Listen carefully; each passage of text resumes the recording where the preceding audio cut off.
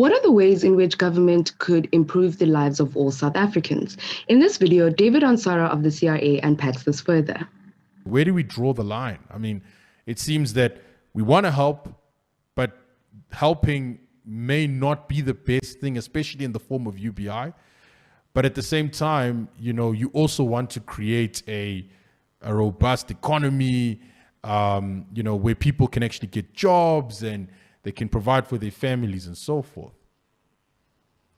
Yeah, and I think the best way to help is to remove impediments. Okay. And currently, what we do is we create a lot of bureaucratic box checking for businesses, which actually benefits bigger established businesses because small businesses can't afford the compliance burden. We create things like a national minimum wage, which means that essentially you are forbidden for working for a low income.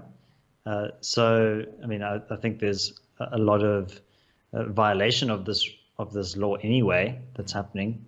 People, day laborers who are just getting paid 100 Rand or whatever.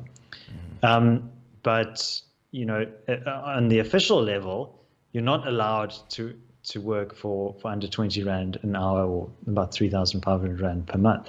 Right. It doesn't sound like a lot of money, but what is worse is earning 0 Rand per month. And that is significant. By the way, the government's own expanded public works program, which is essentially a make work program, they pay their workers about 11 Rand per hour. So the government thinks it's okay to pay people 11 Rand per hour, but the private sector, they must pay 18, 19 Rand per hour, which doesn't really seem to make sense. So there are a number of these hurdles that government is putting in the way, some of them well-intentioned, some of them not so well-intentioned, that actually serve to constrain economic activity. So we need to break down some of those barriers and get the basics right. Make sure that there's reliable source of electricity, that if you want to register a company, you can do so quickly.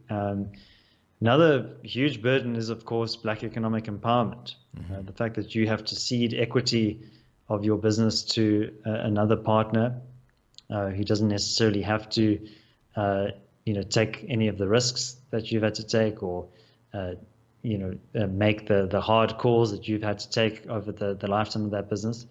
I think it creates a lot of disincentives. When I was in a previous role, before I joined the CRA, I used to work a lot with multinational corporates, and they would tell me in confidence that they don't really think BEE is working. But in public, they kind of have to go along with it and play nice with the government and show that they're committed to transformation and so on. But then they would grumble to me that, South Africa is about 3% of our global revenue and about 30% of our compliance burden. And there's all sorts of elaborate equity equivalent schemes that, for example, the automotive manufacturers have to come up with because they don't comply with BE. They cannot comply because their shareholder agreements in their home countries forbid them from ceding equity to local partners. So they have to come up with a transport development fund or something like that. Some feel-good thing where the Department of Trade and Industry says, okay, we'll pretend that you've met the compliance obligations because you're sinking even more money. But I mean, if you think of a company like Volkswagen, I mean, they employ about 6,000 people in the Eastern Cape, which is the largest private employer in that province. Wow. And so, we need to make it as easy as possible for companies like that to invest in South Africa. And currently, we kind of have this feeling of like, well, the world owes us. And for whatever reason, because of the narrative of the Rainbow Nation and some of the injustices of the past. But the investors and the world don't owe us anything. We have to compete. And the only way you can do that is by ruthlessly looking at your policies and saying, okay, well, what can we do to attract capital and businesses and foreign skills to this country that will make it dynamic and competitive? Right.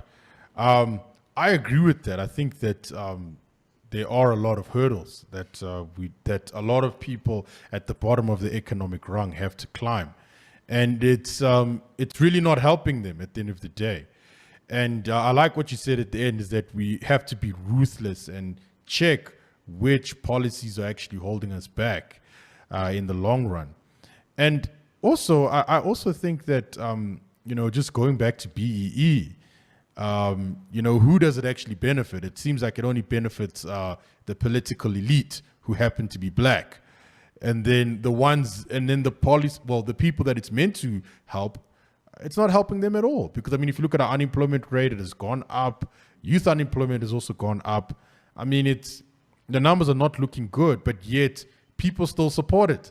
I mean, how would you respond to someone who says that, well, you know what, the reason why we're in this bad state is because the wrong people are in power. It's not that the policies are bad. Policies are fine. But it's just that the wrong guys are there. Once the right people are there, everything will be fine. Like, how would you respond to such a remark when viewing the numbers and so forth? Okay, well, look, policy is downstream from ideology. So, and I think a lot has been made in the press and amongst mainstream analysts about who's in charge, who's vying for control within the party. Is it this faction or that faction? And, I think you kind of need to understand the ideological underpinnings of the ANC. And if you go all the way back to the Morogoro Conference in 1969, when the ANC was in exile, I mean, at that point, the South African Communist Party, with the backing of the Soviet Union, really took control over some of the highest echelons of the party. And in many ways, this is the responsibility of the National Party for driving the ANC into exile in the first place, into the awaiting arms of the Soviet Union. But from that period, Marxist-Leninist philosophy really took hold within the movement. And many of the key ideologues within the ANC, like Joe Slovo, for example, were communists. I actually just read R.W. Johnson's book, his reflection on his time analyzing politics in South Africa.